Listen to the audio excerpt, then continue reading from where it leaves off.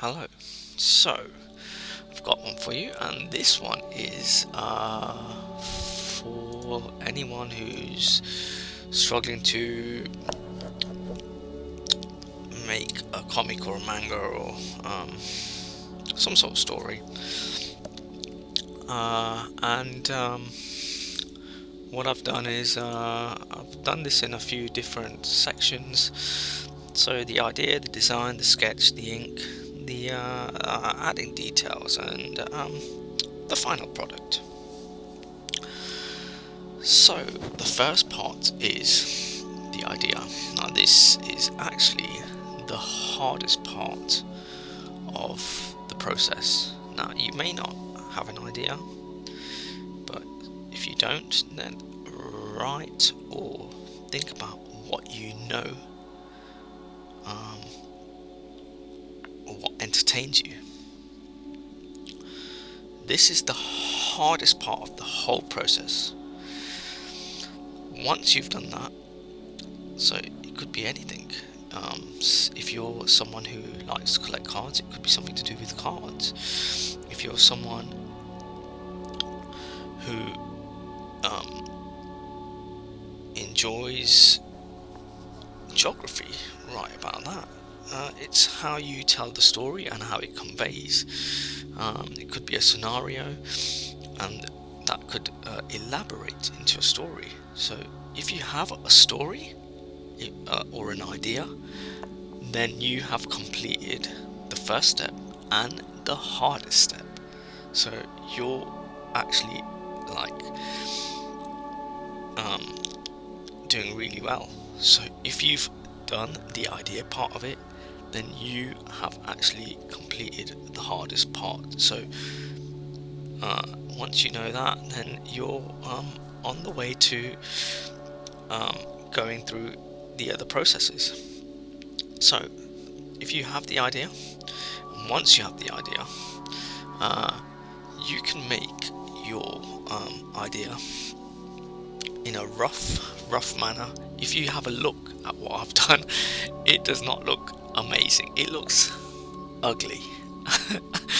And if you feel like you don't want to even put that much effort into the first part of it because it's conflicting with your brain in terms of putting it onto paper, don't worry about it. You can draw stick figures, and that's fine. It doesn't have to look pleasant. And if you're someone who feels like even that's too much for you, just write it down. If you write it down in little segments or sentences, whatever's your process, then do it as that. If you can see how basic and ugly the things that I made are to begin with, they don't look good. I've done like just little basic circles and like stick figures, and that's fine because that means I've got the initial process done. Okay, so now that we've done the idea stage, we're on to part 2. Now this is going to be a fun process for anyone who's doing it. Everyone I know loves this part because you sort of like bring things to life, and it's like you just do whatever you want in terms of how the character looks and what you've got in your mind. It sort of like comes out. This is going to be the fun part. For me, on this particular design process, I just kept it simple. It's got one character. Whatever you're going to do, if it's because it's mid-tier, you can do a few. You don't want to go. You don't want to go in over your head where you can't handle the whole process. So just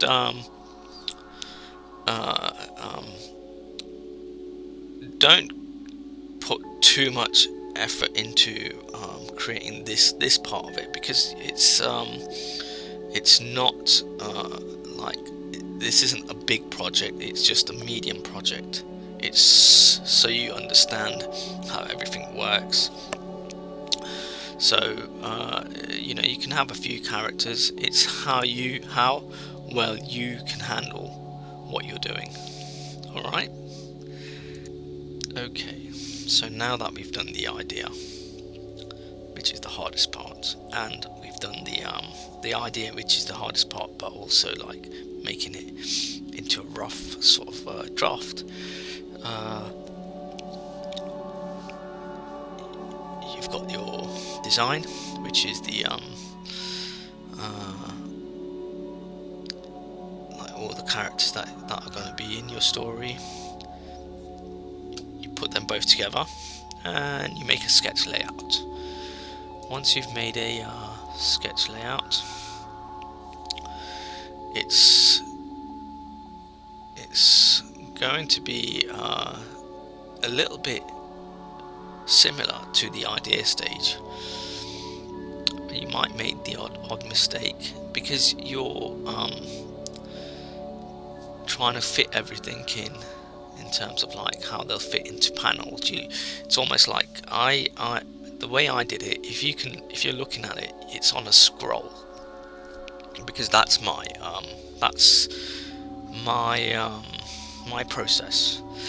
And I had to, so I calculated the amount of panels I had, and then I figured out the length of the scroll and put everything in that way. So you're going to be doing, generally everyone does everything on like sheets of paper, so you sort of roughly calculate how you want to put things on paper, the size of the boxes that you're going to do, and then figure out like what's the more impacting scenes and what's the most simple scenes. Like it could be a hand or an eye or something, and they're going to be generally small when you have that. But then if there's like a big scene, you want to show the full body and put detail in it, and that's what you want to figure out in this stage. So you're the author, so what effects you're going to have and what dynamics you're going to have in the character and the angles of the body. So depending on how detailed you want the story, because this part is actually what you're going to be inking on. So just try and figure out what angles you want the character in and what the background's going to be like.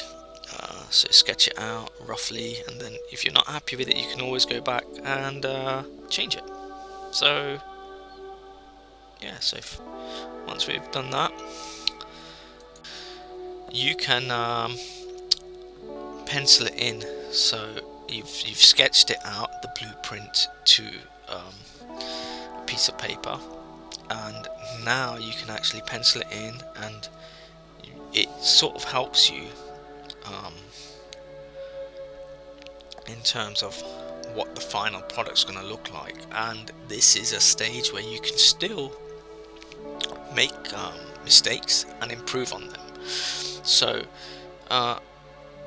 you still can make a mistake and go back, and if you're not happy with it, you can still improve on it. So that's that. Okay, so after penciling everything in, you're at the stage of inking. Now, inking, it takes a long time. It's the easiest but longest process. it's gonna take a while. Now, if you're someone who's not gonna ink, take your uh, um, sketched out layout and you can put it in Photoshop, but this will take a while, and you want to be patient with it as well, because if you have put in all this effort into drawing everything out, you want to take your time with it, and you don't want to mess it up as well.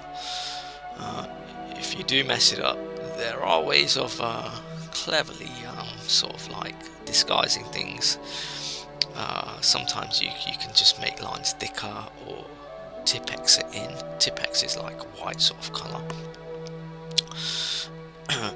Or you might, change things around a little bit, but certain things just might ruin the picture. So the eyes, if you mess up the eyes, it sort of ruins the image. So other things you can ruin, but the eyes, I think, is like the thing you don't want to ruin, because I've drawn images where the whole image looks amazing, but the eyes just look cross-eyed. So be careful how you ink it in on that stage, because if you're looking at what I'm doing right now, everything might look good, but I've made a lot of mistakes. But I tried to make sure the eyes were right. So whatever you do at this stage, like I said, it's the longest process. This took a lot of hours.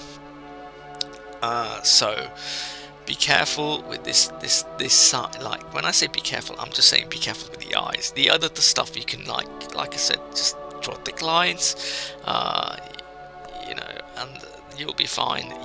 If you've made mistakes or if there's something out of place. This is my process. So if you're someone who's doing something on digital work, then you'll be fine. You'll be fine. It's just that I prefer this method, and it's just that it's got more detail in the background. There was so much like cross-hatching, and I was falling asleep a lot of the times because whilst doing it, you might feel different. So I had to keep taking breaks on drawing this part of it anyway. So yeah, I just used a pen to it's just a normal ballpoint pen, because I just like I've experimented with a lot of pens, and I like drawing with pens. I don't use like the fountain pens, because I think I would make a lot of smudges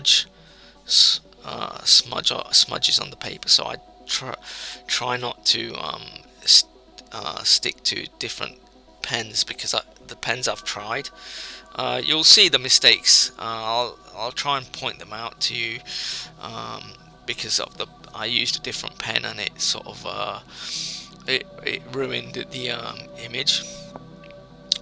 There's like at the last panel, there's like a line going through it, because the paper, the ink pen didn't dry, and when it was rolling, it just ruined the last panel. But that's how it is, and I'm actually happy with how it turned out. So anyway, now we are moving on to the extra detail. So I've done the inking stage, and the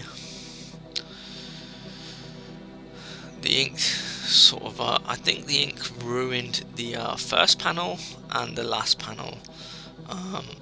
You'll notice it when you see the finished product, that there's a line going through it, because of the type of pen I used. A different pen, and the pen had a thicker nib. Nib was a fat nib.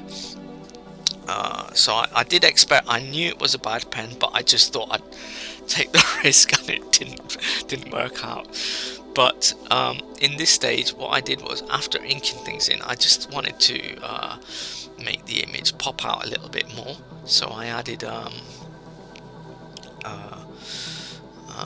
I used pencil and I used the pen again, but with a bit more cross hatching. So this part was like the fun part. Like the inking part was the most patient part. So once this part was done, I could still like put more detail in, but I wanted to make this in 2 hours. That was the whole point of it. Not 2 hours, 2 weeks, sorry. 2 weeks. Just so people know that they can do the same thing in the same amount of time. And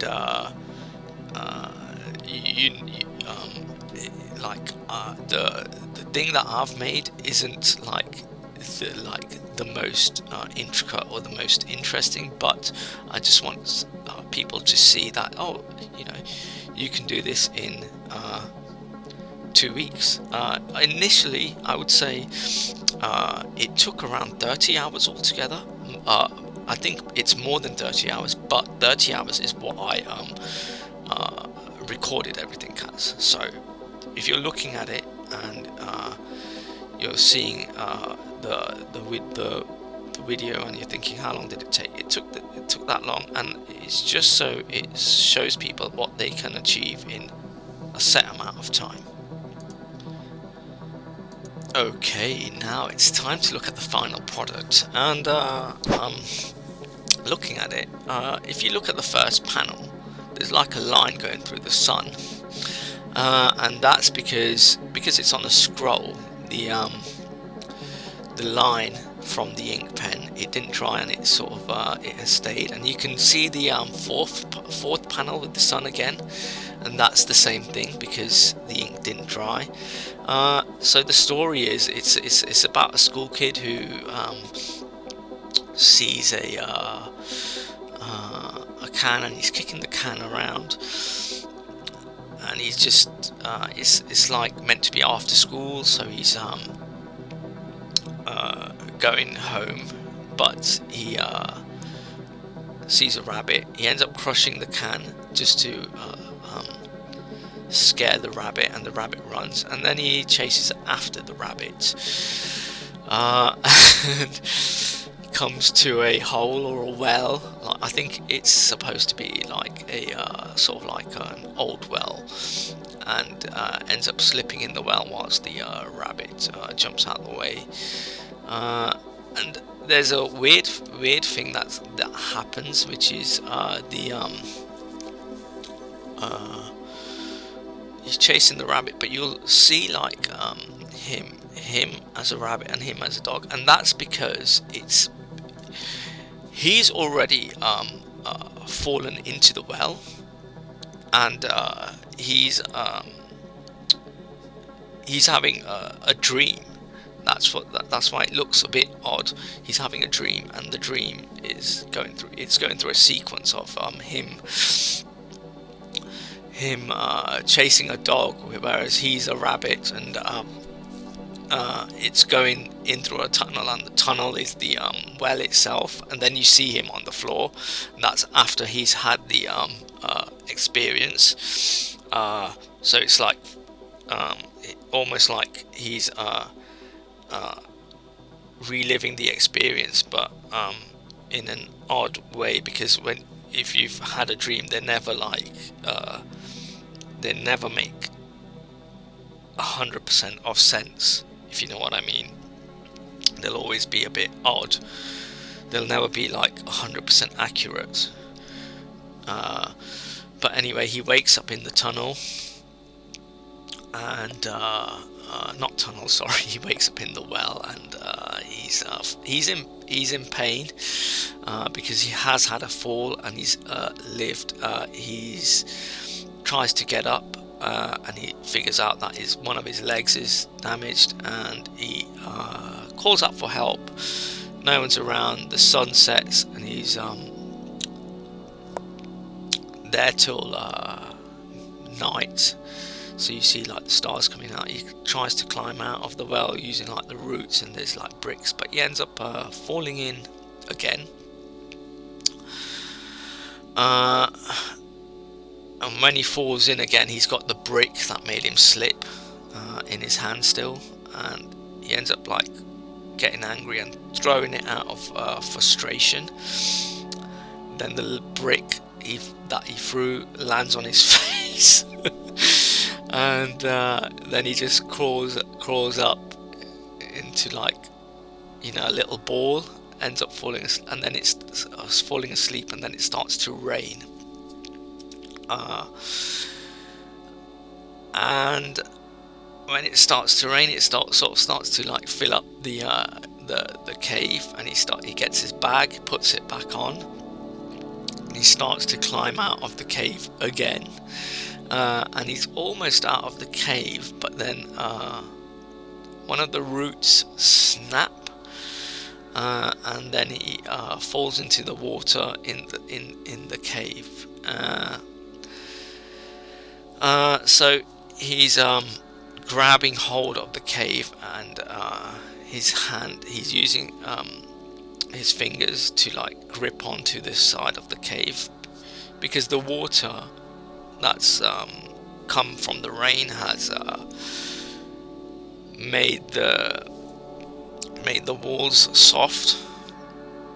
So he puts his like fingers in, and you know, he can float on the water as well. Like when he fell down this time, like his